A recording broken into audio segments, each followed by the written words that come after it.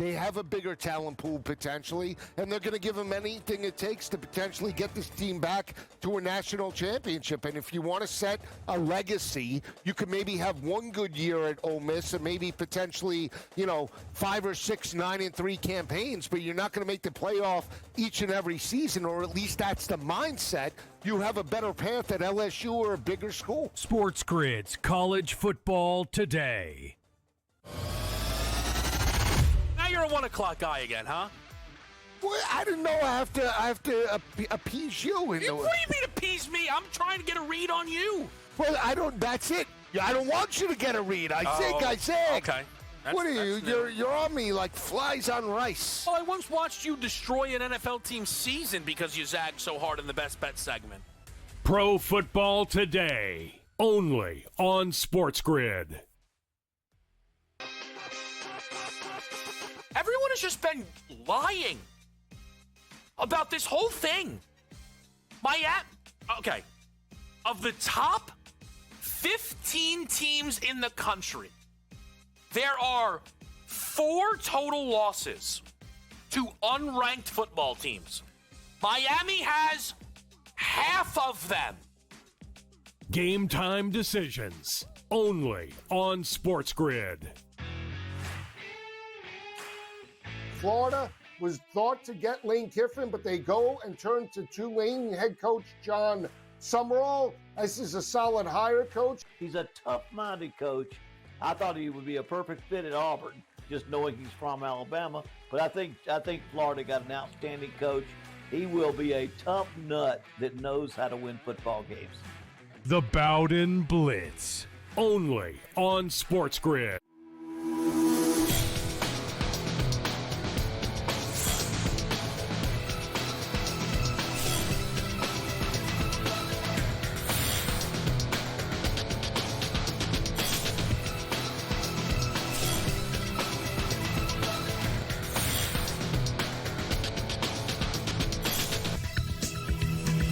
Good afternoon. Welcome to NewsWire here on SportsGrid. I'm Craig Mish in our lovely studios in New Jersey, broadcasting live for the next 90 minutes, covering everything happening in the world of sports, sports betting, and, of course, the National Football League. We've got a college football playoff to get to. Bill Bender will discuss who is in and who is out. Of course, most of you know by now, but we will dive into some of the matchups against the spread, take an early look at those as well.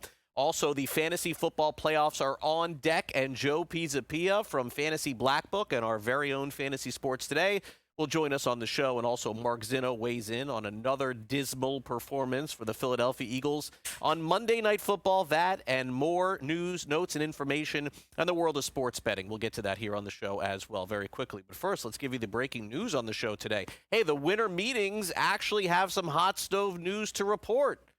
And there are 2 big signings in the world of baseball. Edwin Diaz is leaving the Mets to go to the Los Angeles Dodgers. That's right, the World Series champions now have the coveted closer on a new deal that will keep him in Los Angeles for the next several years. Naturally, Diaz did a great job in New York, but now will move to the team that won the World Series. Dodgers just a few days ago sort of intimating they didn't really need to do anything. But with the money that the Dodgers have, certainly that's never going to be the case. Also, in less surprising news, Kyle Schwarber is staying with Philadelphia. Gets the 5-year contract that he was seeking, according to ESPN. They were the first to report it. It's $150 million. As Schwarber will continue in Philadelphia, remains to be seen what happens with their other internal free agent, JT Realmuto, who, of course, will probably sign back in Philadelphia as well, as they are running it back another year. Schwarber back to Philadelphia. So that's the hot stove news. Here's the latest hot news from the world of sports betting. It, of course, involves Terry Rozier in the National Basketball Association, who's currently on suspension. Rozier pled not guilty to charges that he was involved in money laundering and that NBA sports betting case that involves some of his player props as well. He was released on $3 million bond, so Rozier certainly will now await trial, but for the time being, that's the latest on him and in the world of sports betting. Now, for those of you who bet on the Philadelphia Eagles last night, you took another one. Eagles are not playing good football right now.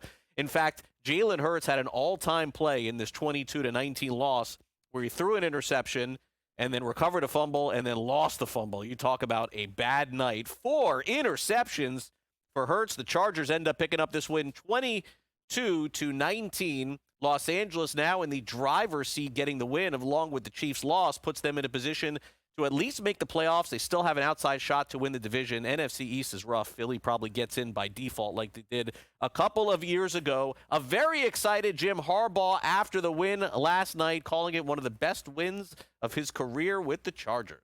What's your reaction to it? What a team we have. That's my reaction. What a team we have. Just they refuse to lose. Just a great feeling of winning. Wonderful, wonderful feeling of victory. Great thrill of victory. The defense was incredible. And Deshaun Hand, Cam Hart, Dante Jackson, Tony Jefferson. Tony Jefferson may have to delay his coaching career or front office career. Yeah, I think first off, it was just awesome to see the guys battle today. It was a great environment out there. It was a lot of fun, and the way the defense just kept on, battling and forcing those turnovers, and then special teams came through, and to see that, all three phases coming together and fighting for one another, I thought that was really cool. Meanwhile, are the Eagles free-falling like they did in 2023? It sure appears to be that way. A very somber Nick Sirianni still looking for answers, and so was Jalen Hurts on why this offense has gone the other way. Yeah, I think, that one stinks. That one stinks. I think at the end of the day, we had some turnovers in this game, uncharacteristic of ourselves. And, at the end, every time it's going to come down to coaching well enough and executing well enough. I thought the defense did a lot of good things. I thought the offense moved the ball on a really good defense, but, we didn't finish. Kicked a lot of field goals and had some turnovers. So hard to beat a team on the road when you're not finishing drives and getting 3 points. And I got to take that on myself. I didn't play enough. I didn't play well enough. Too many turnovers. Lots of opportunities, especially when we get on the other side of the 50, and I wasn't able to, get us in the box. Latest in the NFL. Now, I am 52 years old. Phillip Rivers is 44 years old, and only one of us may play quarterback this week. Guess who that's going to be? Could be Phillip Rivers. Right now, the Colts are down to nothing at quarterback. We've got Daniel Jones out for the season. Their backup Riley Leonard is hurt. Brett Rippon is on their practice squad. Anthony Richardson is potentially out for the season, so Rivers has been brought back to potentially sign with the Colts. Of course, he played for them a couple of years ago. Also, the Ravens right now are seething at a bad call that they believe cost them the game this past week against the Steelers involving Isaiah Likely. John Harbaugh did have his way to speak to the refs and talked about coming out of that conversation. We had a conversation with the league office, and they were gracious enough to spend a lot of time on the phone with myself and Eric and Tony Mahalik, and we appreciate that. It didn't clear anything up. It didn't make it any easier to understand in either one of the two calls. They're very hard to understand how they get overturned, but they did, and that's where it stands. Am I comfortable? No. Do I think there needs more clarification? Yeah, it's about as clear as mud right now. That's how I feel about it. And the Travis Jones call, they told me, and they told me I had permission to state this, that it was a wrong call. It should not have been called. Ravens on the outside looking in of the playoffs. The Cleveland Browns, of course, not going to the playoffs either, but it looks like they may have found their quarterback. Yes, Shedeur Sanders has played very well for them over the last few weeks. Kevin Stefanski telling the media yesterday he deserves a look for the remainder of the season. Is Shedeur Sanders your starter now for the rest of the season? Yes. Okay. And what is your thinking behind that? I think all along, Mary Kay, as you know, with our quarterbacks and our young players, you're always making sure that you're making the right decisions for our guys. And I think he has constantly and consistently gotten better in each one of these games and how he's approached this game. He's been working very hard. So I feel good about where his development is heading. He knows there are always going to be plays that he can be better and those type of things. But he's very intentional about getting better each and every game he's out there. All right, let's get to the NBA. The Suns beat the Timberwolves 108-105 yesterday. This despite a 40-point performance from Anthony Edwards. Suns went on a 14-3 run in the fourth quarter to take control. Here's Edwards on the big game, suffering the tough loss. Yeah, they was guard me. They wasn't just doubling everywhere I went, so they let me play a little bit, and I was able to, get off, but it didn't work in my favor because we didn't win. Yeah, what do you think is behind the ups and downs recently? Is it for the team, just some inconsistency? As far as playing, like our play, it's part of the game. We just missed a bunch of shots tonight. I don't really think it was the defense wasn't there or we wasn't moving the ball. I think we moved the ball at great flow. I think we guarded, but they made a bunch of tough shots, and my bad. And we just didn't make our shots. San Antonio Spurs, playing without Victor Wembanyama, still picked up a win, 135-132. San Antonio beats New Orleans, and also the Indiana Pacers seem to be picking things up a tad.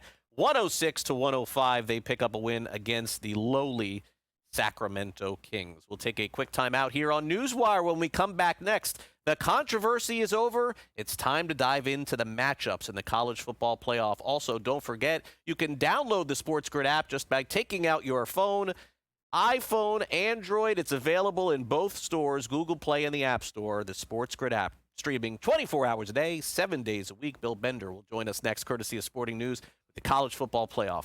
Don't go away.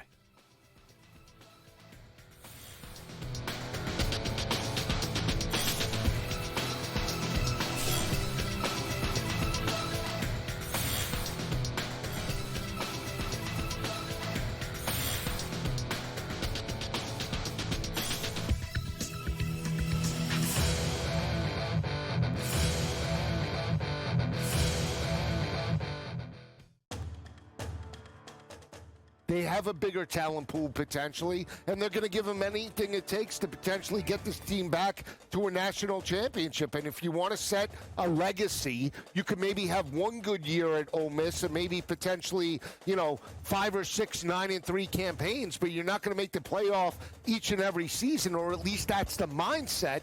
You have a better path at LSU or a bigger school. SportsGrid's College Football Today. Now you're a 1 o'clock guy again, huh? Well, I didn't know I have to appease you. What do you mean appease me? I'm trying to get a read on you. Well, that's it. I don't want you to get a read. I said. Okay. What are you? You're on me like flies on rice. Well, I once watched you destroy an NFL team's season because you zagged so hard in the best bet segment. Pro Football Today, only on SportsGrid. Everyone has just been lying about this whole thing. Okay. Of the top 15 teams in the country, there are 4 total losses to unranked football teams. Miami has half of them. Game time decisions, only on SportsGrid. Florida was thought to get Lane Kiffin, but they go and turn to Tulane head coach John Summerall. This is a solid hire, coach. He's a tough-minded coach. I thought he would be a perfect fit at Auburn, just knowing he's from Alabama. But I think Florida got an outstanding coach. He will be a tough nut that knows how to win football games. The Bowden Blitz, only on SportsGrid.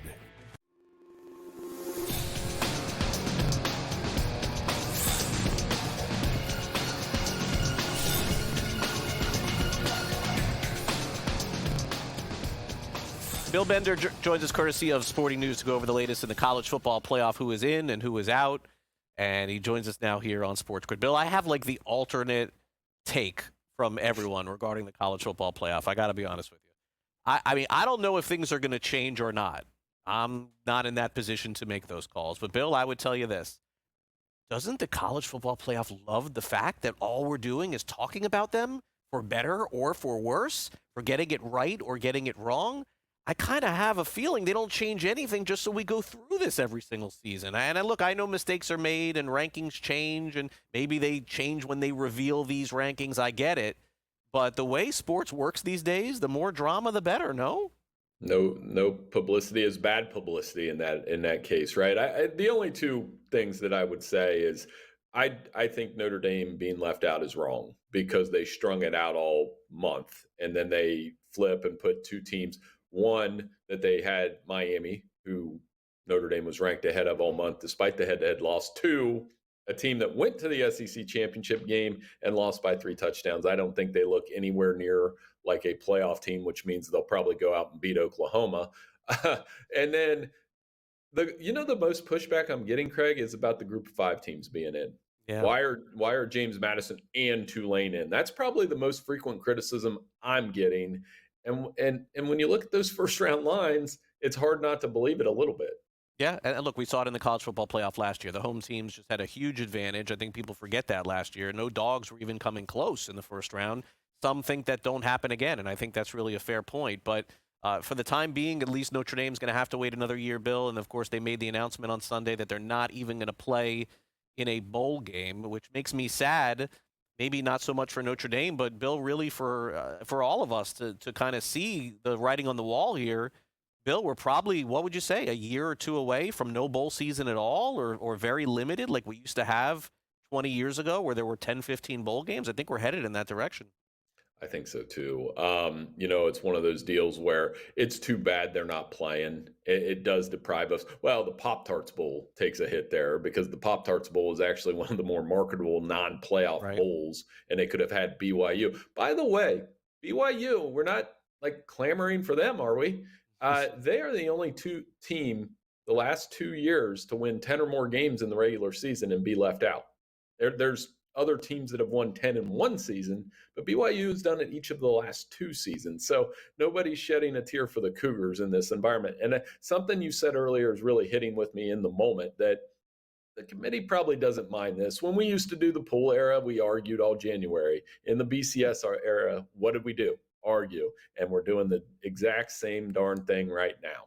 Yeah, and I'll tell you this, Bill, regardless of the outcome with the University of Miami, who had a great season, they lost 2 games. They're going to play against Texas Tech. If they win, everyone is going to say, they got it right. And if they lose and get crushed by Texas Tech, everyone's going to say, well, they didn't deserve to be in. And what is it? It'd take a genius to know that this is coming? That's the 100. And again, more conversation, I think, is better for the sport. It is, but I'm still of the opinion we've got to make the playoff as compelling as possible, and the best way to do that to me is to add a couple more teams. You make it 16. You put the first 2 on campus, the first 2 rounds. We could probably get rid of the conference championship games, but now that you said that, I'm rethinking that too because it generated so much controversy. And one of the big issues I do have is the ACC will probably need to fix the fact that we had a 5-loss conference champion this year in Duke. Yeah. That doesn't do the sport justice when we're sitting there wondering what the Virginia Duke result will do politically for other teams instead of actual on the field results. I think that was part of the problem on Saturday and Sunday. So let's hit on the conference championship with Alabama for a minute. It's a little alarming, Bill, to see them play the way that they played down the stretch. I think I could probably make the case that the Crimson Tide, Bill, have had 3 seasons. Is that fair? They had their early season where they looked horrendous against FSU. They had their mid-season where they looked like the best team in college football. And now they have the end of the season where they look like they don't belong in the playoffs. So I really don't know which Alabama team is going to show up. I'm assuming now more pressure on Kalen DeBoer. They say, hey, you got a month to get ready for this game, or 2 weeks to get ready for this game. They're going to need a better performance than what they got against Georgia this past week. Oh, I totally agree. I think, but we say all this and watch them go down to Oklahoma and win like an ugly 21-17 type game, and not to keep belaboring the point, but Notre Dame was one of the teams that I thought was actually capable of winning a national championship. And in this playoff field, when you start to look at national championship odds, I think there's only 5 teams that can win out of the 12, the whole thing, not just one game. And I'm going to see if you agree with me. I think Indiana, Ohio State, Oregon, Georgia, and Texas Tech is a wild card. The Red Raiders have played really well. They took care of business in the Big 12 championship game. That defense is I want to see it. I think the best potential quarterfinal matchup worth seeing will probably be Oregon and Texas Tech. Yeah. Let's look at the championship odds here. I like Ohio State a lot more now that they've lost to Indiana, honestly, Bill. I just do. I feel like I understand that BYU lost to Texas Tech twice. Was it Texas Tech, right? They lost twice, too. Yep. It's very hard to do over the course of a college football season. I think if Ohio State gets matched up with Indiana, the next time they're going to beat them. I do too. I think the winner of the Ohio State-Georgia game, if it comes to that in the semifinals, will be the next national champion. In that game, imagine if we get Georgia and Ohio State, we'll forget about all the first-round arguing because we got to a heavyweight fight that we want to see. I do like the way that the Bulldogs are playing. Keep in mind this scenario. If Georgia gets to the semifinals and the teams that I think get there, Indiana, Oregon, Ohio State are there, you're going to have a couple interesting dynamics. One, the SEC trying to break a potential 3-year streak for the Big Ten as the national champ. And if Indiana or Oregon wins the national title, it would be 3 different Big Ten champions in 3 years. So we couldn't have this SEC Big Ten argument anymore because it would be without a doubt that the Big Ten's on top. So I didn't take a close look at all of the bowl games, Bill, because I know just how meaningless they are. I know they begin this weekend, if I'm not mistaken, which is a very quick turnaround, by the way. And then I saw they end on January the 2nd this season. Is there I know Texas seems to be involved in the best non-playoff bowl game this year. Is that fair? Texas, Michigan, Vanderbilt, Iowa. Diego Pavia is playing, and he's got to go up against that Kirk Ferentz defense. I can't believe I'm telling you Vandy, Iowa is the game I'm most excited for, but that's my final answer for now. Yeah, 3 teams backing out of bowl games this year. Unprecedented in college football. Thanks again, Bill. Hey, no problem. Thanks for having me. We'll talk some fantasy football playoffs with Joe Pisapia next.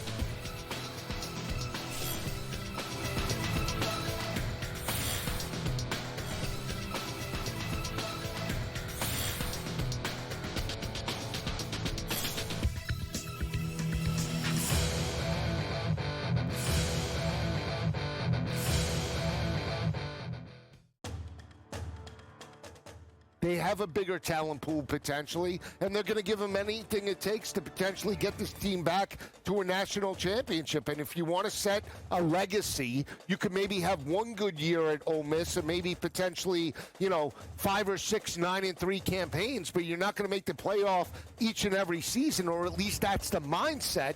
You have a better path at LSU or a bigger school. SportsGrid's College Football Today. You're a 1 o'clock guy again, huh? Well, I didn't know I have to appease you. What do you mean appease me? I'm trying to get a read on you. Well, that's it. I don't want you to get a read. I said. Okay. What are you? You're on me like flies on rice. Well, I once watched you destroy an NFL team's season because you zagged so hard in the best bet segment. Pro Football Today, only on SportsGrid. Everyone has just been lying about this whole thing. Okay. Of the top 15 teams in the country, there are 4 total losses to unranked football teams. Miami has half of them. Game time decisions, only on SportsGrid. Florida was thought to get Lane Kiffin, but they go and turn to Tulane head coach John Summerall. This is a solid hire, coach. He's a tough-minded coach. I thought he would be a perfect fit at Auburn, just knowing he's from Alabama. But I think Florida got an outstanding coach. He will be a tough nut that knows how to win football games. The Bowden Blitz, only on SportsGrid.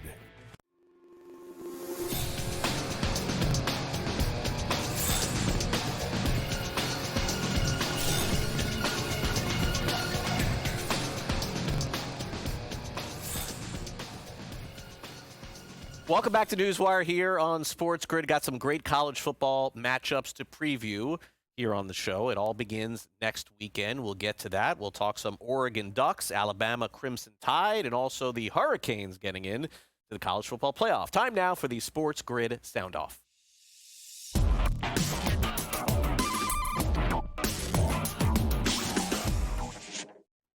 All right, it's not the most scintillating matchup of all of the matchups in the college football playoff, but maybe a storybook season continues for James Madison. They're on the road. They're big underdogs. Of course they are, the University of Oregon. But, of course, Dan Lanning back in a position he's used to in the playoff, maybe toward a college football national championship again. But first has to get through JMU. So not taking that team lightly. All right, we'll go ahead and get started here. Obviously, really excited about this opportunity to face James Madison in a playoff game here at Autzen Stadium. I think our fans are going to be unbelievable. This will be a unique atmosphere that doesn't exist, in the last 20 years, and now you get the opportunity to experience it now. I know our players are excited to play this team. Just really getting started, hopping in and evaluating these guys. Been able to watch them a little bit this afternoon. Obviously, they got a really talented team. Coach Chesney's done a really good job with these guys. They've been really successful in several games. Just looking through it this morning, I think they've had 9 games where they rushed for over 200 yards, and that's a common component for them and their success. Played really good defense and really good special teams. So excited about the opportunity.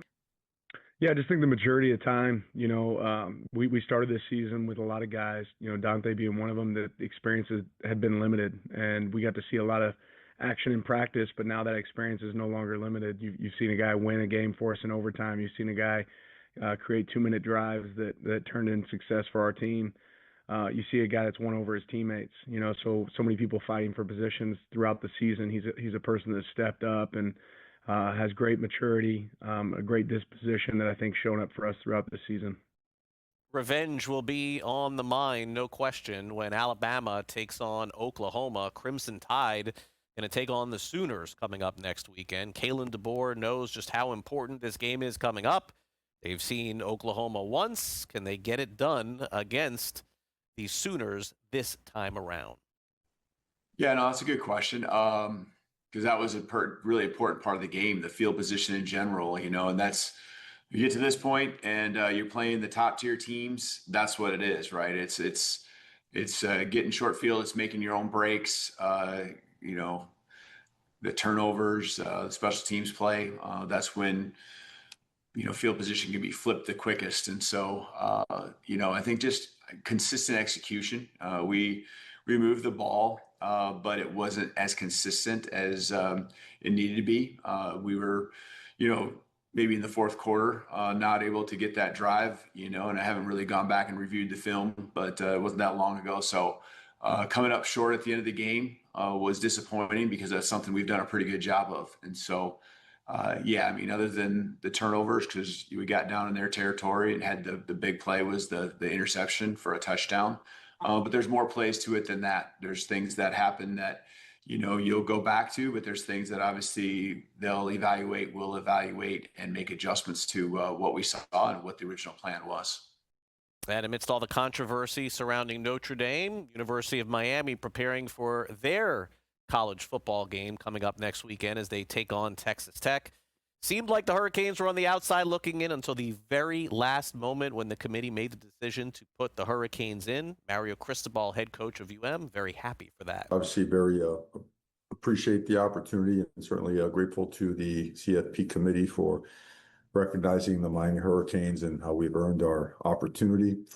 And certainly, all systems go full throttle in preparation for this opportunity against an excellent Texas A&M team. So, it's always the goal, right? When we first arrived here, that was always placed as, priority. So guys like that, like you mentioned, that have been here with us from the beginning, guys that joined us as of late too. So really for everybody, for our entire program, every coach, every administrator, anybody involved in the University of Miami, it's awesome. It's why you do it, to give yourselves a chance, an opportunity to play for a national championship. And then for us is making sure we focus on 1-0. So, but yeah, to those guys, it means everything to them. They got to jump on film nice and early within minutes of the announcement. So as you would expect, so just an awesome moment for them. We go from college football to pro football. Coming up next, Joe Pisapia joins us for a fantasy football playoff preview for those of you who are playing in the fantasy football playoffs when we return next on NewsWire. Don't go away.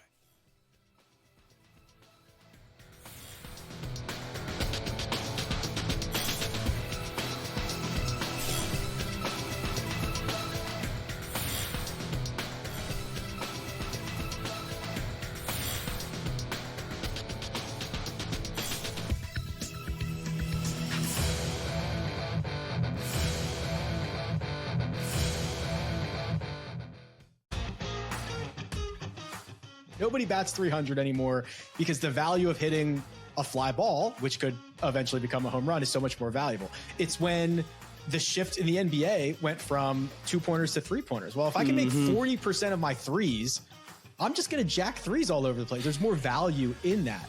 Well, there's more value in just like ripping driver most of the time. The Smiley Show, only on SportsGrid. Ole Miss got left at the altar, and Ole Miss decided, I'm either going to let her continue to embarrass me, or I'm going to have some self-respect and kick her ass out the door and lock it behind her and not let her back in. And that, for me, is the right thing to do. Lane Kiffin had the right to leave. Yep. He chose to leave. I wish you the best of luck. Not really. The Craig Carton Show, only on SportsGrid. You take a look at it, you say, all right, well, can they do this? But the one thing I know, every year I love the SEC championship game. Like this year, we're going to get a pretty good treat in the Big Ten because you have Indiana and Ohio State. But every single year, it's never like I don't have to watch that. Because the reason I bring that up is there's a game that's going to be on 8 o'clock that probably should just be played at midnight or 1 a.m. The ACC championship game. Like, things are not the same. The Early Line, only on SportsGrid. It's stunning to think that, right? And I had the over on the win total, or going into the year with the Patriots, it was 8.5. I thought they could win 10 games. They've already won 10 games. And that is a stunning turnaround, to go from worst to first here. And they're not the only team that could do it. The Jaguars could do it too. They are right on that precipice here if they handle their business against the Titans the next couple weeks and, at least split between the Indianapolis Colts those 2 games. Fantasy Sports Today, only on SportsGrid.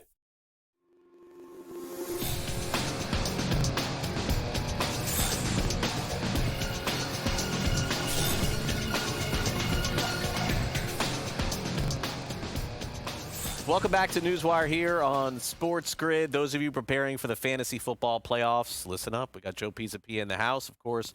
From Fantasy Sports Today, Fantasy Black Book, and he'll be getting ready for baseball season pretty soon. Great to have you back here on the show, Joe. It's fantasy football playoff time. I'm 50-50. I had one team. I had the most points in the league this past week, but I got knocked out. And I was out a long time ago, I should say. I wasn't in. And I got another team that I'm in. So this will be very helpful, I think, for me and everybody else. At least I got one team heading into the playoffs. Yes, that's always a good thing. You want to have something to show for all that work that you did. And, just a suggestion, Craig. I know you're kind of a late starter with fantasy football. Maybe start the preparation another 24 hours ahead of time. I'm just laying out there. Maybe just an extra day, maybe 2, 48 hours, whatever you want to do. But I'm glad you made some playoffs. I've got a bunch of playoffs alive myself in some of the quote-unquote expert leagues. So right. I feel pretty good about that. 4 for 4 there, baby. And one of them got a bye. So we'll see how that goes. But one of them, you get a belt. And you know me, I'm a wrestling guy. Kind of like to have the championship belt. I hear you. It works. Yeah, well, for me to get better next year, I'll talk to Joe Burrow before the year and ask him if he get hurt 5 minutes in the first week. I've got Joe Burrow in that same expert league. I'm in the playoffs. No excuses. No excuses. And it was super flex, enough. Too. Enough. No All right, excuses. well, if I could get 2 quarterbacks, I'd have been fine. I had Trevor Lawrence. All right. So winners last week. There's one big winner in fantasy football, and that is Michael Wilson of the Arizona Cardinals. I mean, we always use the term league winner. He's the guy this year above everybody else in fantasy football. Best receiver in the NFL. I understand last week wasn't great because Harrison was there. I mean, this guy is unstoppable. People are rooting against Harrison playing this week. He had 11 catches, 142 yards, and 2 touchdowns. Arizona is like the worst team I've ever seen. But they keep coming back, and they keep scoring some garbage time stuff, and that's what he does. Shedeur Sanders had a great game. Puka Nacua does what he does as well. But I really think our focus should be on Wilson here, Joe. Like this is like a non-drafted player that looks to. And by the way, I don't think he's going to do anything next year either. But for whatever reason, the Cardinals can't stop anybody, and then Teddy B just goes to work, locks in on him, and just keeps throwing him the ball. It's a magical moment for Jacoby Brissett. There's no doubt about that. Who, by the way, was my replacement for Joe Burrow in that Superflex league. See, you got to pound the pavement for those QBs and stack them wherever you get them. But you're 100% right. I mean, you pick up Michael Wilson. This is what Justin Jefferson was supposed to be doing, right? But you're getting it out of Michael Wilson of all people. As Craig said, an undrafted guy, a guy that was irrelevant for about, 10 weeks of a season. Yeah. Then the Marvin Harrison Jr. injury, and all of a sudden, he's not having good games. He's having all-world games. He's having wide receiver 1 overall kind of games where he's catching 10 balls for 140 yards and multiple touchdowns. It's absurd. And I don't know why you'd pivot away from it necessarily. Look, if Marvin Harrison comes back, we saw it 2 weeks ago, right? When Harrison was back, all of a sudden that workload didn't go his way. But at a certain point, I think you got to say, look, you got to keep Michael Wilson somehow more involved in this offense. But it is going to get crowded potentially again this week, which makes it more complicated. But if you have to start Michael Wilson or Justin Jefferson, seems like a pretty easy answer to me. Shedeur Sanders also on that list of the winners too, and he's going to get the rest of the starts for the Cleveland Browns this year, which shouldn't surprise anybody. Whether or not Kevin Stefanski is back after losing to a one-win team, I think now that's in real question. I think that might have been his swan song too. And Shedeur obviously played well. The context, it was against the Titans, so let's not get too excited here. He gets the 49ers this week, so a little bit different scenario, but with injuries to Daniel Jones and several other quarterbacks, he is very much in play in Superflex leagues this week as a streamer. I know we'll talk more about him. And Puka Nacua, just another great outing. We talked last week about how the Rams would bounce back, and they did, so no shock there. So Rams, Seahawks, 49ers in a death battle right there, a battle royale for that division. And that's good for fantasy purposes because right now it's pushing point totals.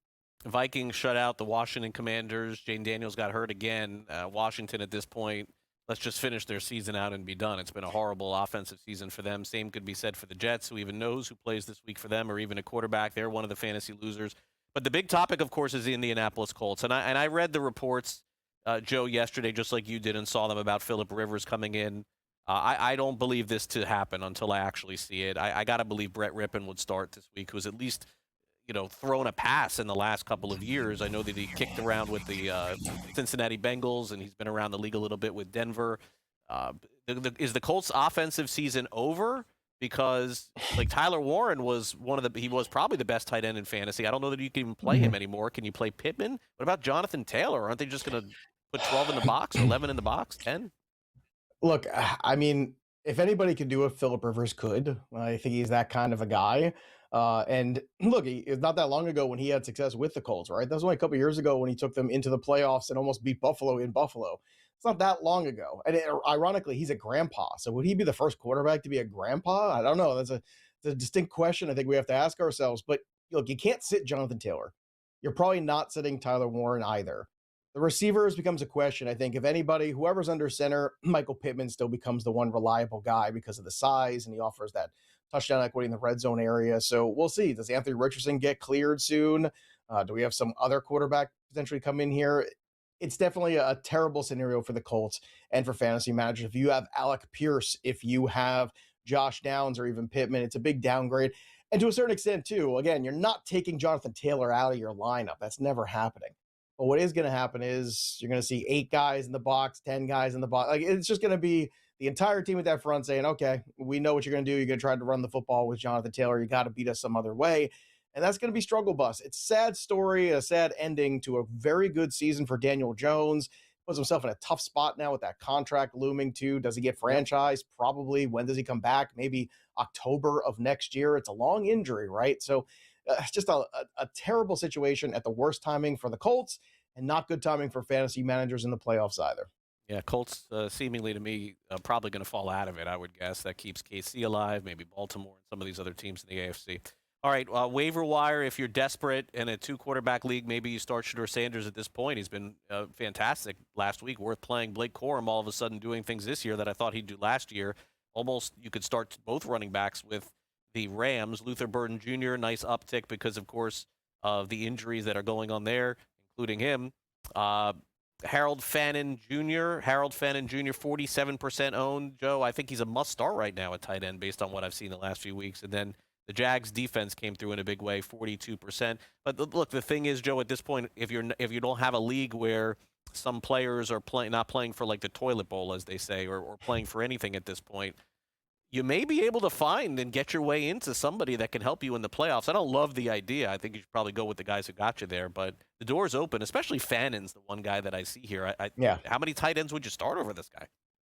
Well, look, you had injuries too. Now, we mentioned the Warren situation, but then Zach Ertz got hurt. Kincaid finally came back last week. Does that carry over? But, one can say also against the Bengals, the worst team in the league against tight ends. So I agree. Fannin not only has tight end appeal, but even flex appeal. And I think the process of, play the players that got you into the playoffs is a good one.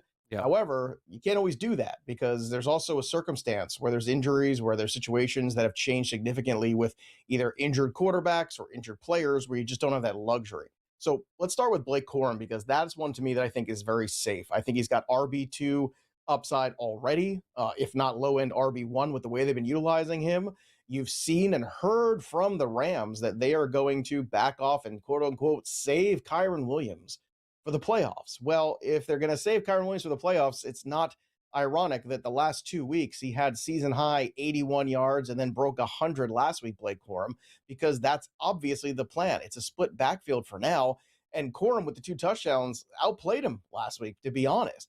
So Corum is a guy I feel really good about. Fannon's another one I feel good about. The Rome Odunze injury, I think, is going to be lingering here. So if you had Rome Odunze and you made the playoffs, I think Luther Burden is a really good pivot point because they're going to have to throw the ball to somebody there. DJ Moore really hasn't been the guy.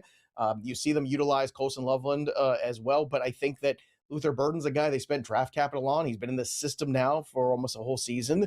I think he's starting to feel more comfortable and it's showing on the field. So Burden is another streamer. And then the Jacksonville Jaguars defense. Look, this team has played well. They've got another good matchup.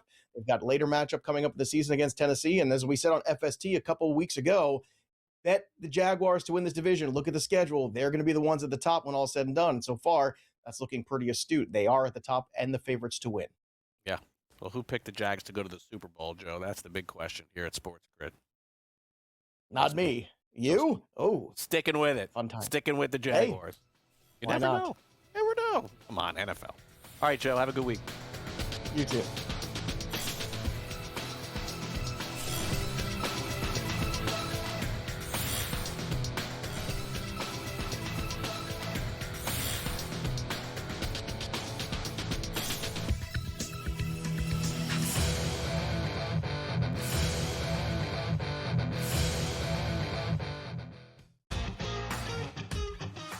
Nobody bats 300 anymore because the value of hitting a fly ball, which could eventually become a home run, is so much more valuable.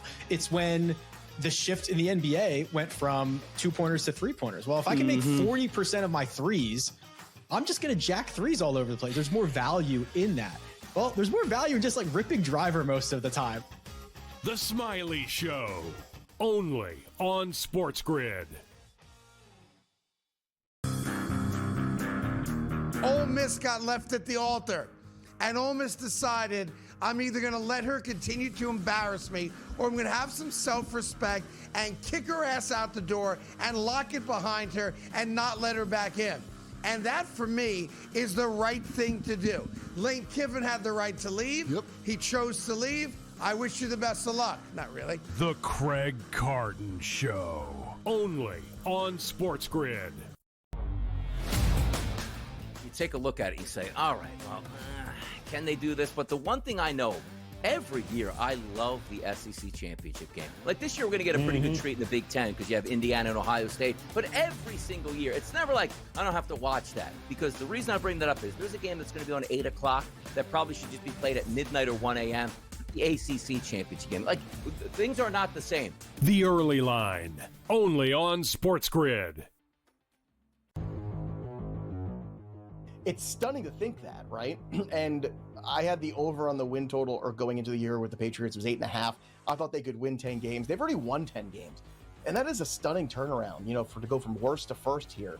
And they're not the only team that could do it. The Jaguars could do it too. They are right on that precipice here if they handle their business against the Titans the next couple weeks and, at least split between the Indianapolis Colts those 2 games.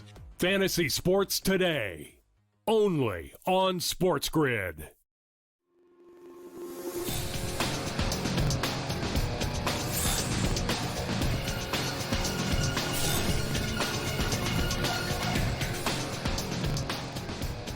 Latest in the NFL from Mark Zinno of SportsGrid joins us now to break down everything happening with some of the teams headed in the right direction and others headed the other way. And Mark joins us now here on NewsWire. And, Mark, fun game to watch last night, right down to the wire. Can't ask for much more than that on Monday Night Football.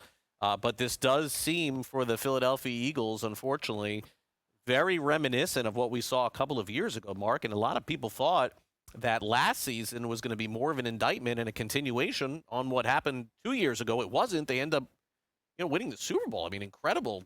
But what happened here, Mark? They're like right back where they were, falling apart like they did a couple of years ago.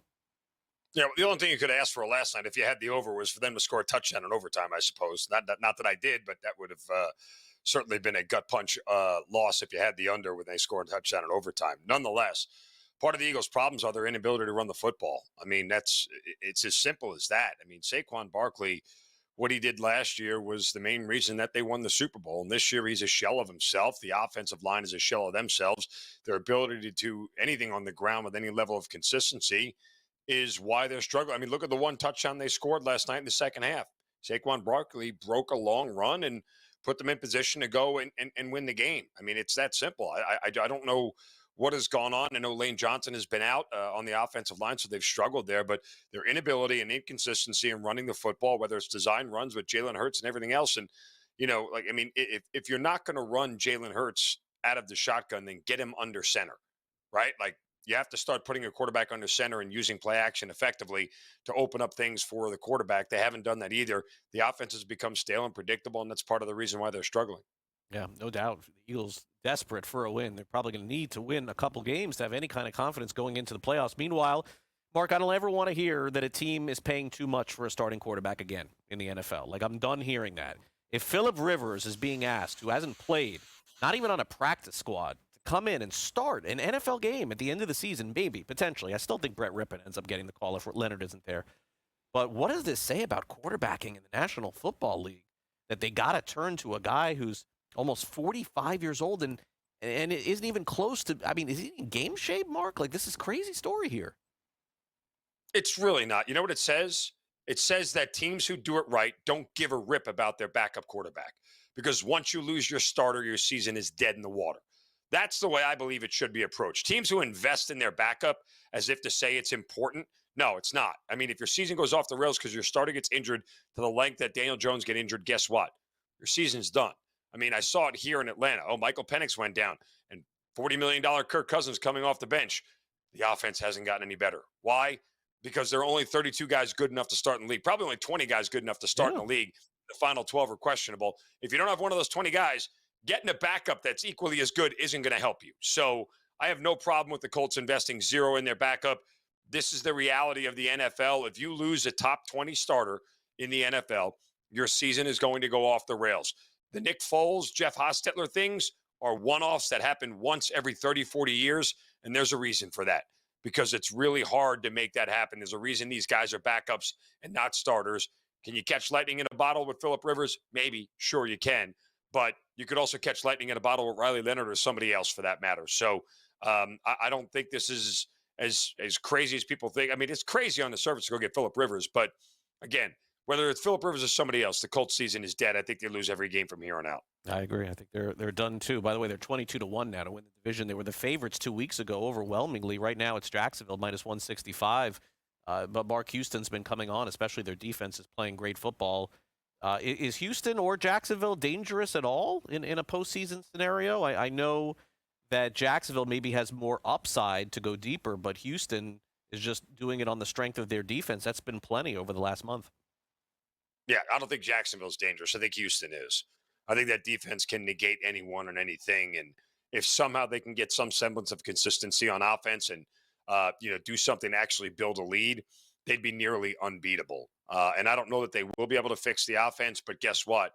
In a 60-minute game against the Houston Texans, you're going to pay for it physically because they're going to beat you up for a full 60 minutes, and you're going to leave that game sore even if you can win it. But, yes, I think the Texans will be a big problem when they get in the postseason. All right, so let's break down a few games here. I know that we got the let's do Falcons-Bucks first. That's in Mark's wheelhouse, certainly, and it's the first game coming up here. Okay, so Tampa Bay, I don't know what's going on here with the Buccaneers. I mean, they have gone completely the other way. I thought they would cruise to like 10, 11 wins. That's not the case. Falcons season obviously is over, Mark, but what we saw last week is what we see in this division between, I think, those three teams. The Bucks, the Falcons, and the Saints, Mark. Whoever is laying the big number, I feel like going the other way. Just you never know year to year when these teams are going to beat up on each other. And we always see it with these teams, especially the Saints. Sometimes at home, they don't never lose, but then the Bucks come in and win 2 games in a row. The Bucks never lose to the Saints. Saints win their games this year. It's a wild division. Yeah, it's kind of hard to predict. And I got knocked out of each of my survivor pools respectively by when the Saints beat the Panthers and then the Saints beat the Bucks. So I officially hate the New Orleans Saints at this point in time. But to your point, the Bucs' real problem is defensively. Look at the last 5 games that they've lost. They've given up 28, 44, 34, and 24 to the inept Saints offense. Like, at least the Patriots, Bills, and Rams are good offenses, but you gave up 24 to a Saints offense that's been awful. The one game you won against the Cardinals, you only allowed 17, and you only scored 20. So there's problems on both sides of the ball right now. The offense just hasn't been healthy for a better part of this season, so I certainly can understand why. But the defense, particularly the pass defense for the Buccaneers, is really where they struggle. They haven't been able to get that right. And because the defense has been so leaky, you're putting extra pressure on Baker Mayfield in the offense to be able to keep them in games and get them back in games. And unfortunately, last week, again, it bit them in the backside. They couldn't catch up. Let's do this one. Cardinals, Houston, Luke. Let's throw that one at Mark here. So Houston's got that defense going. The Cardinals are horrendous. I think probably bottom 3 team in the NFL right now, but they score a lot of garbage points at the end of the game. Total 42.5. Texans, wow, laying a big number, 9.5. I'm going to guess, Mark, that's the most they've laid in a game all season, right? Yeah, it's probably the most they've laid in a game in about 2 years. And that's the reality, is that we have not entered a world where you should lay 9.5 points with the Houston Texans offense. They can't beat anybody by margin. They will bludgeon you and beat you, but without some help from the other team, i.e. turnovers and mistakes, I don't see them beating anybody by margin, either Cardinals or pass for me. All right, Mark. Happy holidays. Thanks for coming on the show. We'll catch up again soon. We'll be right back. Don't go away.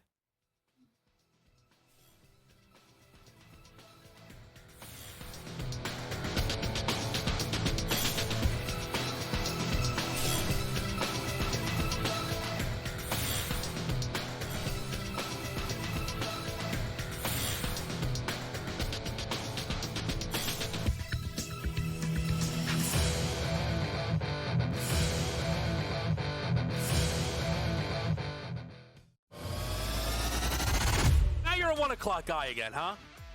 Well, I didn't know I have to appease you. What do you mean appease me? I'm trying to get a read on you. Well, I don't. That's it. I don't want you to get a read. I said. Okay. What are you? You're on me like flies on rice. Well, I once watched you destroy an NFL team's season because you zagged so hard in the best bet segment. Pro Football Today, only on SportsGrid.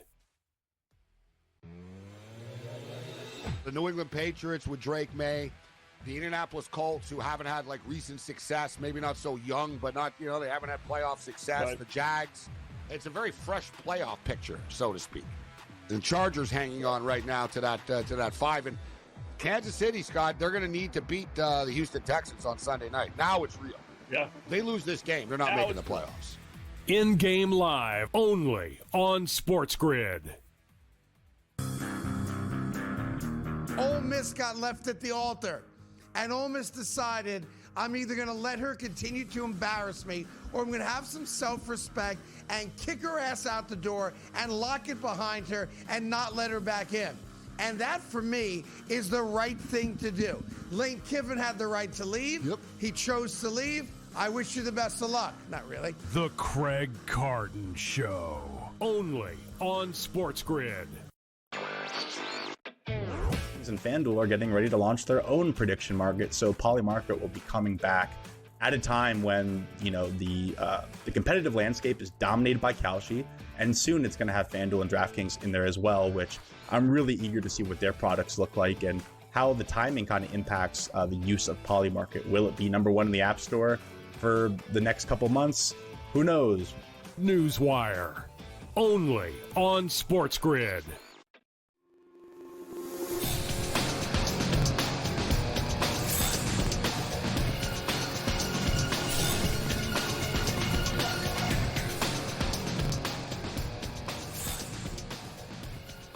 Welcome back to NewsWire here on SportsGrid. Just a quick update here. As we mentioned earlier in the show, Edwin Diaz signed a free agent contract with the Los Angeles Dodgers for 5 years. There are reports here from the New York Post that say that he was offered a 3-year deal by the Mets. So interesting note there. All right, let's get back out to G2E.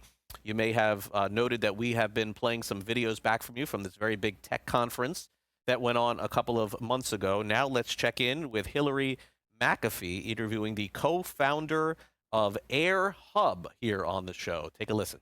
All right, we are back at G2E here on the floor. Day one, we're here with Kazra Gaharian. Thank you so much for being here. All right, it's a pleasure. We had a funny realization just now, which is your full name is Kazra, but everybody calls you Kaz. Yes. And that is how I have always heard of you when Dr. Brett talks about you, Dr. Brett Barbanel from UNLV. Yeah. From It took us a few minutes to get there, but we finally realized. We got there. Yeah. Yes. But she talks so highly of you, and that means a lot because she is so widely respected in the industry, being, an academic in the International Gaming Institute. So she's honestly been so impactful for me. She was my PhD advisor. I've always looked up to her in the highest regard. But yeah, she often will make me blush about when she talks about me. Yeah. So you have AirHub, which is connected with the International Gaming Institute and with UNLV. So what are you guys offering that's different than what IGI is already offering? Yeah, I think IGI's always had the reputation of being a real big thought leader for the industry. We have, for example, the International Center for Gaming Regulation provides world-class knowledge and education on all regulatory affairs and matters. And we've done this, throughout our 30-plus year lifetime. So, of course, with this, transformative technology that is AI, I think it's really important for us to continue that reputation. So that's essentially it. We want to be the thought leader for what does AI mean for the gambling sector, and provide that thought leadership for the whole industry across all of its stakeholders. And how are you making sure you're still connected to the industry when you're providing this kind of data and this feedback? How are you making sure that it's staying on track with what the industry is? Yeah, no, this was such a primary concern for us because so often, academic research is done across all fields, and perhaps it doesn't get, the platform it deserves. It gets published in a journal, it's behind a paywall. Maybe the academics aren't engaged with the stakeholders that actually know about the industry. So we really wanted AirHub to be relevant for the industry. We didn't want to just, be in our ivory tower doing stuff that didn't matter. So actually, AirHub is established by several founding members from the industry, and each of those founding members has a representative on our industry advisory panel. And that's going to meet every quarter. And we want that dialogue. We want to make sure the research we're conducting, the work we're doing is relevant for stakeholders. So that's why we've set it up in that way. So what kind of brands are represented on this advisory board? Yeah, so we launched in May with 8 founding members. That was including Roga, the Responsible Online Gambling Association, Evoke, Playtech, Walker Digital, Access.ai, Kindbridge Behavioral Health, Gaming Analytics, and Action Gaming. I don't think I've missed any there. And then we were really happy last week that we announced Aristocrat as a founding member as well. So, I think that just displays the importance these companies see in providing a wider benefit. They want to support research that's going to help the industry adopt the technology in a responsible manner. And that's another one of our key pillars is, yes, we want to understand the innovative capabilities of it, but we are operating in a sector that is somewhat controversial. So I think it's really important for the sector to adopt it in a responsible way. And we have an opportunity as an industry to display how that's done in the entertainment sector and be the first entertainment sector to really do responsible AI right. So what are some of the big findings that you guys have come across over the past couple months when it comes to what you're researching? Yeah, I mean, a lot of it's been kind of getting the stage set at the moment, but we are working on our first big project, which is the State of AI in Gaming report. So we plan to do this annually. It's really going to be a comprehensive deep dive into what's happening with AI across the sector. MIT recently did a State of AI in Business. Going to be very similar to something like that. We're going to look at how our industry using it, where are they getting ROI, what are the challenges to adoption, having a section on policy and regulation, what do regulators think about AI, another section on research and development, looking at recent patent filings, what does the startup landscape look like. A really comprehensive deep dive, and we're really excited about it.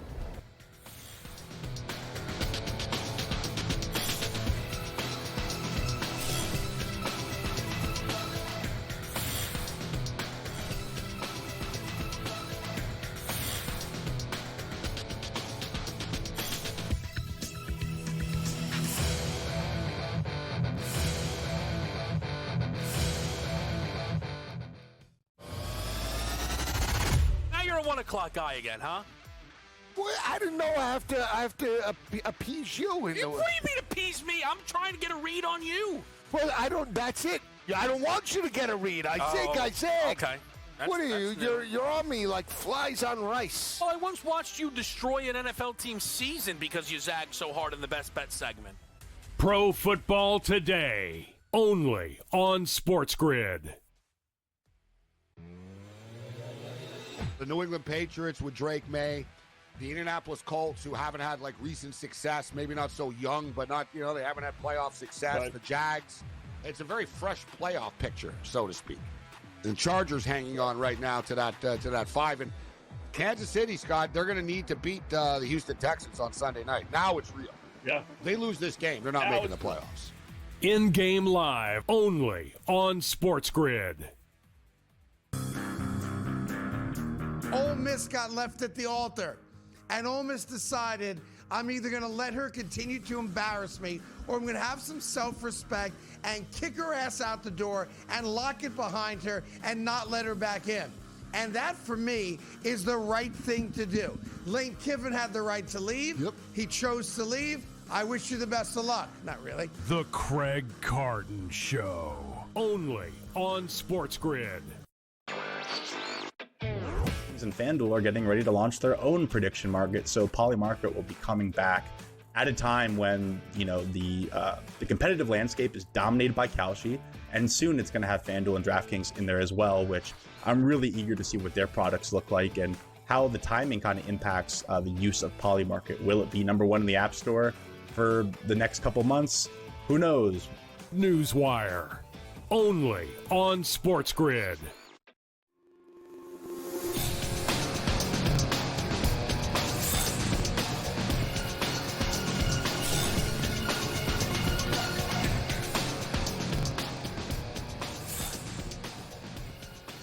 Welcome back to NewsWire here on SportsGrid. Let's bring in Jack McMullen from Just Baseball. Their show is coming up in less than 30 minutes from now here on SportsGrid as the hot stove is finally heated up a little bit. Wow, the winter meeting's producing some actual signings. I am stunned. Like, these two signings that happened in the last hour, Jack, are more than the last 3 years of signings, I think, at the winter meetings, honestly.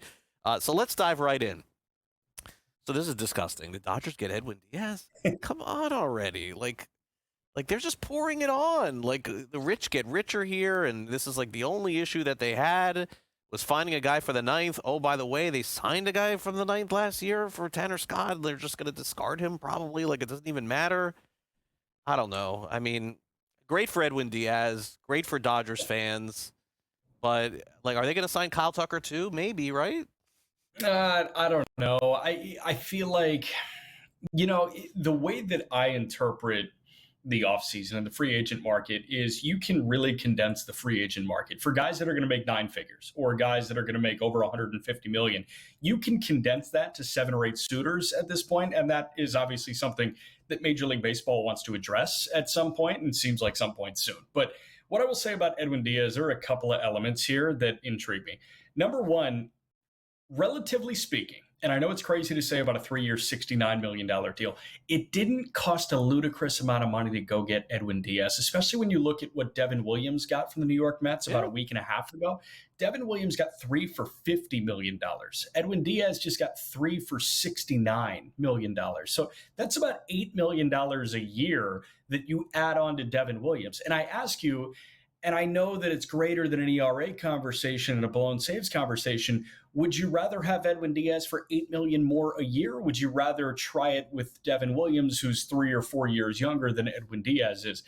I personally, if I were the Mets, would prefer to have the best closer in the game, or at least one of the best closers in the game, instead of the $50 million reclamation project, albeit the stuff is way better than a reclamation project. Right. Number two, the Dodgers had literally one weakness and they attacked it. Like that's my big thing. Every single offseason, Andrew Friedman, Brandon Gomes, the general manager, they go into the offseason saying, what did our flawless team have exposed? What is the trace amount of flaw that we have on this roster? and they fill it. Usually it's bombarding the starting pitching market and going to acquire Tyler Glasnow or Blake Snell or signing Roki Sasaki in international free agency. You know what? The bullpen crumbled on them over the last 2 months of the season and the entirety of the postseason, and they alleviated that by going to get the best closer in the game. Yeah, they did. And as they say, the rich get richer here. And so it drives me crazy a little bit here. I want more competitive balance, but I get, what am I going to do? I can't complain. Okay, so the Phillies, I think, are just probably one or two more players away from calling it an offseason. I don't think that beyond Schwarber, I think they're going to get Real Muto back would be my guess. I don't know how they can afford to lose him. I think that he'll be back there too. And then they'll probably tinker with one more move. So Schwarber gets that 5-year contract. He is one of the heart and soul players on that team, Jack. I think he's still, for the next 2 or 3 years, going to be phenomenal. And then at the end of the contract, it's going to be horrible, kind of like Castellanos. This is just what baseball does. They pay you for what you did, not what you're going to do. But congrats to him. He got the money he was looking for. And if he decides to, he could retire as a member of the Phillies. Yeah, the good news for Kyle Schwarber is he doesn't have a position tanking his value like Castellanos does, right? When you look at WAR totals, those will have defense factored in. So we view Nick Castellanos as a net negative player because of what he does defensively. Kyle Schwarber, for better or worse, doesn't have to deal with that. But what I will say is this guy is into his mid-30s coming off a 56 home run season. Nick Castellanos relies a little bit more on that quick twitch and athleticism. Kyle Schwarber is just pure brute strength. You wonder how much that body is going to break down at the end of this 5-year deal. But this guy is as strong as really anyone we've ever seen play this game outside of that crazy era in the late 90s and 2000s. Kyle Schwarber, what he does is provide prodigious power, and it seems like prodigious leadership in a Philly clubhouse that never really had problems arise from it until the Nick Castellanos deal. So for that steadying presence to be back, retention was really important. They paid a pretty penny to keep that player in their clubhouse. The other one is Real Muto. I'm totally with you. Like, that retention makes perfect sense given where the free agent market is with catchers. There are not good catchers available outside of JT Real Muto. The other one for me, it seems like they need one more starting pitcher, right? They could rely on this kid, Andrew Painter, who spent the whole year in AAA. He's one of the best pitching prospects in baseball, but he has yet to throw a pitch in Major League Baseball. So it feels like retaining Real Muto, bringing him back, and then maybe a starting pitcher. And that's probably it for Dave Dombrowski. Did Wheeler's situation get any clearer, Jack, about pitching next year? I didn't see any. I know Ranger Suarez is a free agent, but was there been any discussion about him pitching? I know it's touchy because of health. Yeah, it is touchy because of health, but Dave Dombrowski did say Zach Wheeler started playing catch the other day. I think that actually happened this week. So if he's playing catch on December 9th, you feel like that's not an entire season, but that could be, I don't know. I don't even want to guess, but you would assume that he would miss opening day and he would miss, significant time in 2026. So I'm not sure. It seems like they're not banking on Zach Wheeler being available for 32 starts in 2026. So, that's probably why you could go get a 4 or a 5 starter to kind of help mitigate that loss. Yeah, true. Also, unfortunately, and just have to be, real about it. No pitcher that has had what he has had has come back and been as effective as they previously were. It's just an unfortunate injury with the thoracic outlet. Okay, so Cody Bellinger, a free agent, 29 home runs, 98 runs driven in. Yankees have said they want to get less left-handed, so I don't know if that was necessarily looking at this player specifically, but does it matter? I guess that's the question I would have when a guy's putting up these kind of numbers. Bellinger, to me, would fit in with anyone.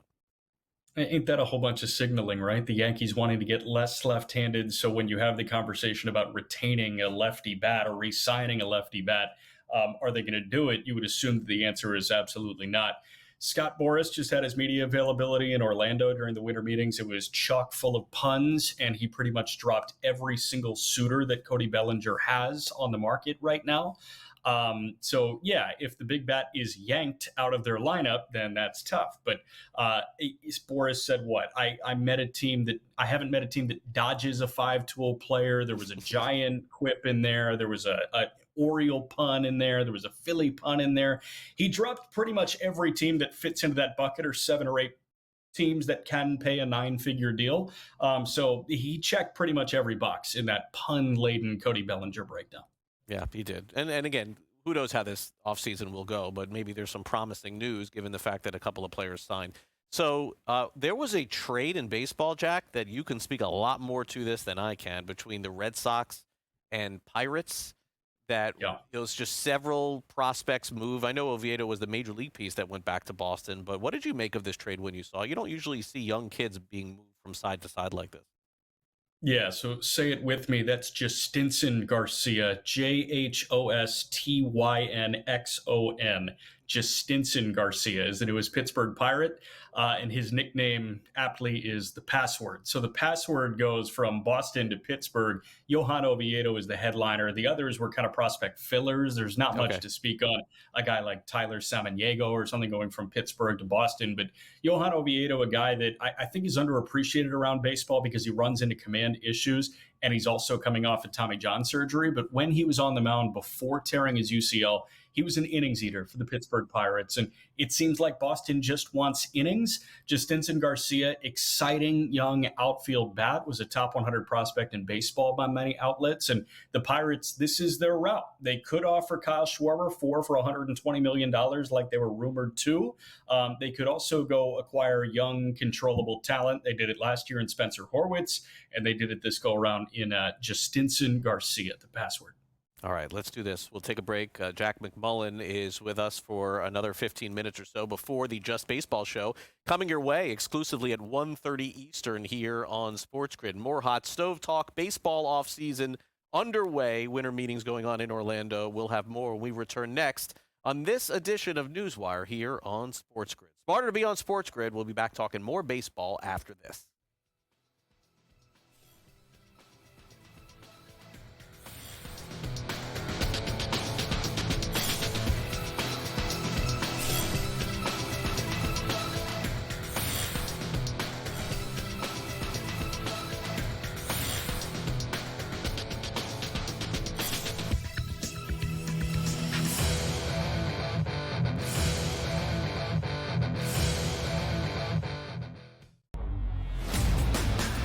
Just can't quit Josh Allen. He's at a 16% chance. And then the Baltimore Ravens. Ooh, don't count Lamar out. The Indianapolis Colts and Daniel Jones and Shane Steichen. And then there's those Kansas City Chiefs. But I got to tell you, Joe, you see how we're going lower and lower on this list right here? I'm telling you, a nice little wild card down there. You plunk $100 back and get paid $1,429 back on Houston Texans. The Early Line, only on SportsGrid. You've got an 18-1-6 hockey team. You've got a 10-2 football team. So the best record in hockey, the best record in football, and top 5 in the NBA with Jokic and the gang, and the Nuggets at 14-6.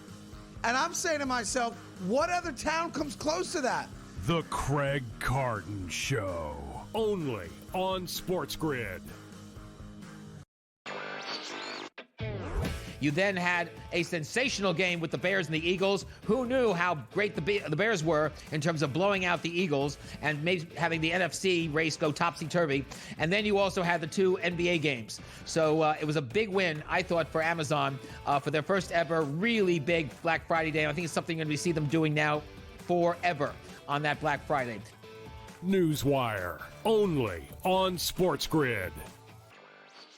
Football contest season is back, and so is the Las Vegas Football Contest Show. Season 2, the sharpest football contest show in the land. Focusing on all 3 Circus Sports contests and the Westgate Superbook Super Contest, we handicap the games and release our contest picks every week of the season. Featuring Super Contest champions Brady Cannon, James Salinas, and former NFL player Mike Pritchard, all team will have you prepared this season like none other. Check us out every weekend right here on SportsGrid.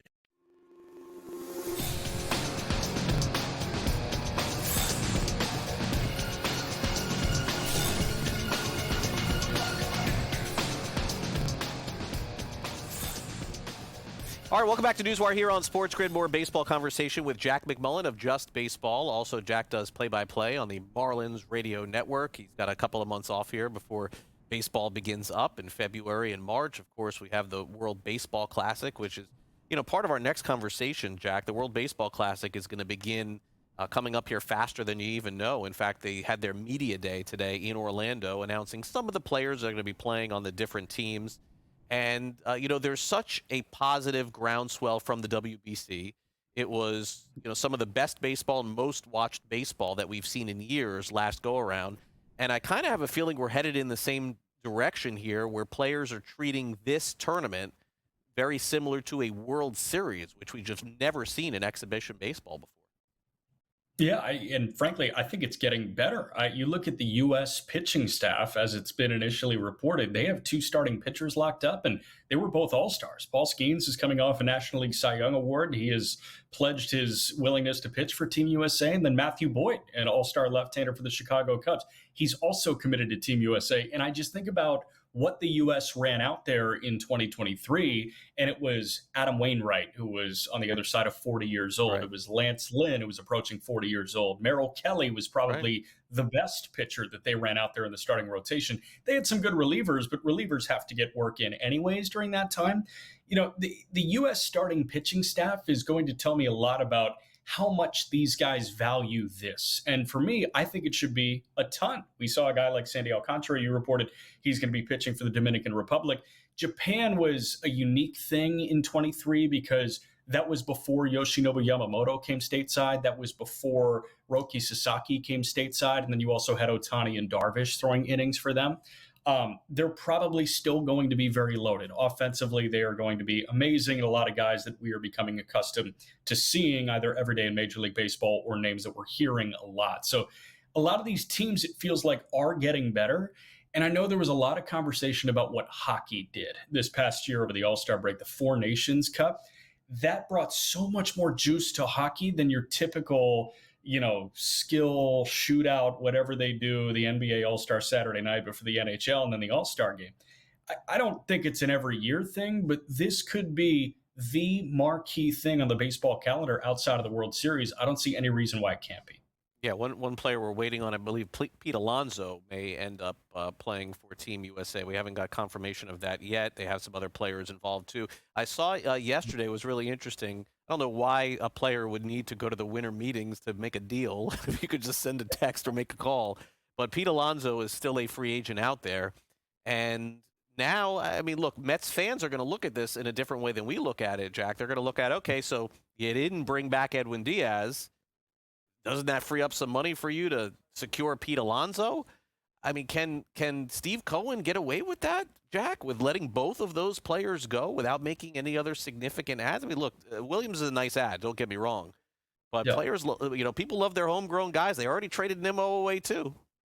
Yeah, I was going to say, is Pete not confirmed because he's in the car driving to Orlando right now? Like, I appreciate him not texting and driving and confirming his candidacy for Team USA. It's a weird offseason for the New York Mets. And I think the answer to your question is we'll see how much Steve Cohen really trusts. Unbeknownst to anything, he has to have full trust in David Stearns at this point because David Stearns just traded away a guy that you drafted in Nimmo. He just let Edwin Diaz walk and replaced him with a guy that, again, I understand that there's more to the cake than this, but had an over 5 ERA in the other borough in 2025. So you just replaced Edwin Diaz and you let Nimmo go for an everyday bat in Marcus Semien, but Nimmo is probably the more productive player. With Alonso, there has to be some, he's a Met, he's our guy, bring him home, that Steve Cohen does say to David Stearns. Pete Alonso just broke Darryl Strawberry's franchise home run record. That guy is approaching the inner circle of New York Mets. Make him a Met for the rest of his life. Make sure that Met uniform is the only jersey that he ever puts on in Major League Baseball. And that is a Steve Cohen discussion that he needs to have with David Stearns. Stearns could say, listen, we can replace this value in a bunch of other ways that is probably a heck of a lot cheaper. It just comes down to Steve Cohen valuing Pete Alonso being a lifelong Met. So a few years ago at the winter meetings, and it seems to happen every year. I don't know that we have a team like that this year. What am I alluding to? The Texas Rangers signed a bunch of guys. They signed Seager. They signed Semien. They went for it. They spent money in a market, Jack, that nobody thought the Rangers would be the big spenders. A couple of other winter meetings ago, oh my gosh, Xander Bogaerts is getting $200 million from the San Diego Padres, and Machado's getting $300 million. Is there a team out there this year at the winter meetings that's one of those surprise spenders And I wouldn't even know how to identify, but it's kind of like a team maybe almost there, like Detroit or Seattle, or one that all of a sudden surprises us by giving out some mega deals, or we're not going to have one of those teams this year? Yeah, it's an interesting question. And to a lesser degree, it was either last offseason or the offseason before Kansas City kind of fit that bucket, Royals, where after they extend Bobby Witt Jr., they go and get starting pitching and they go and get relievers. It's like, oh, Kansas City is going to do this. They're doing the darn thing with Bobby Witt Jr. as the face of their franchise. It's not fair because they were 6 inches of IKF's foot away from winning the World Series, but Toronto feels like that team that can own the next couple of weeks of the MLB calendar. Don't forget the day before Thanksgiving, they gave Dylan Cease $210 million. So if they allocate $210 to Cease, they go and grab Kyle Tucker, let's say, for $300 million or $350 million. And then they go add another reliever to slap in the 9th inning and move Jeff Hoffman to the 8th inning. We're talking about the Blue Jays as the big swinger of the offseason. So I feel like Toronto is close to that, but there's more work to do. And I feel like Tucker kind of puts them over the edge if they were to do that. It feels that way. Hey, Jack, what's coming up on the show here at 1:30 Eastern?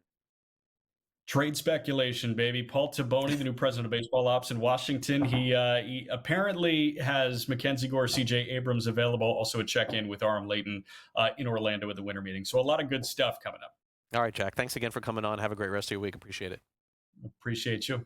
All right, Jack McMullen from Just Baseball. Their show coming your way in less than 10 minutes from now, the latest from Orlando in the winter meetings and also baseball's offseason. We'll take a quick time out here on NewsWire. When we come back next, it's time for us to wrap things up for some last licks. We have the Time Player of the Year in women's basketball. I'll tell you who that is next. Don't go away.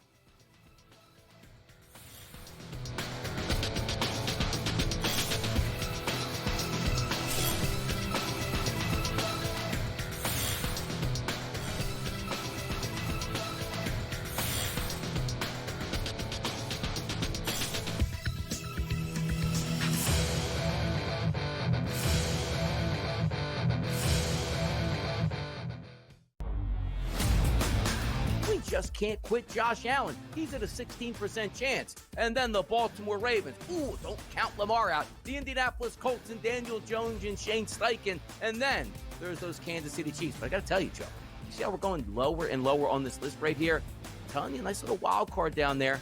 You plunk $100 back and get paid $1,429 back on Houston Texans. The Early Line, only on SportsGrid. You've got an 18-1-6 hockey team. You've got a 10-2 football team. So the best record in hockey, the best record in football, and top 5 in the NBA with Jokic and the gang, and the Nuggets at 14-6. And I'm saying to myself, what other town comes close to that? The Craig Carton Show, only on SportsGrid.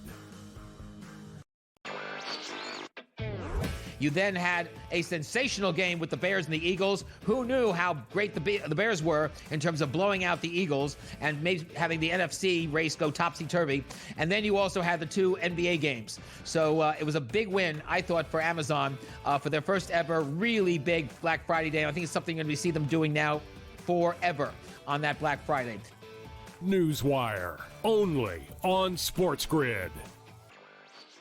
Football contest season is back, and so is the Las Vegas Football Contest Show. Season 2, the sharpest football contest show in the land. Focusing on all 3 Circus Sports contests and the Westgate Superbook Super Contest, we handicap the games and release our contest picks every week of the season. Featuring Super Contest champions Brady Cannon, James Salinas, and former NFL player Mike Pritchard, all team will have you prepared this season like none other. Check us out every weekend right here on SportsGrid.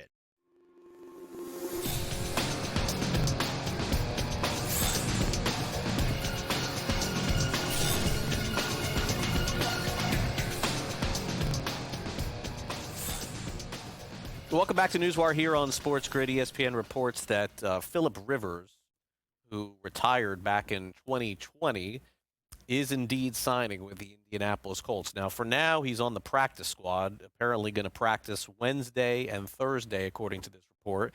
And if he feels good and Riley Leonard doesn't, Rivers could potentially make a start for the Colts, which is sort of crazy. 44 years old. That's where we're at here. All right, let's wrap up the show with the Philadelphia Eagles collapse thus far. Also Player of the Year, according to Time, and a very big fine for a very big basketball player. Time now for some last licks.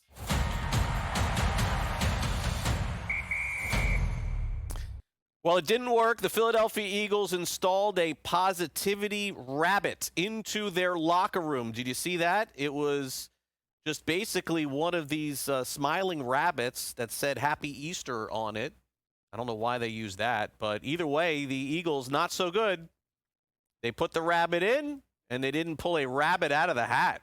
That's a terrible dad joke right there. 0-1 in the bunny era. As you see there on your graphic, the Eagles just feel like that team that's just like, I mean, they're going to make the playoffs, right? Because there's no other team in the division that can. Because Washington is done, and the Giants are not making it.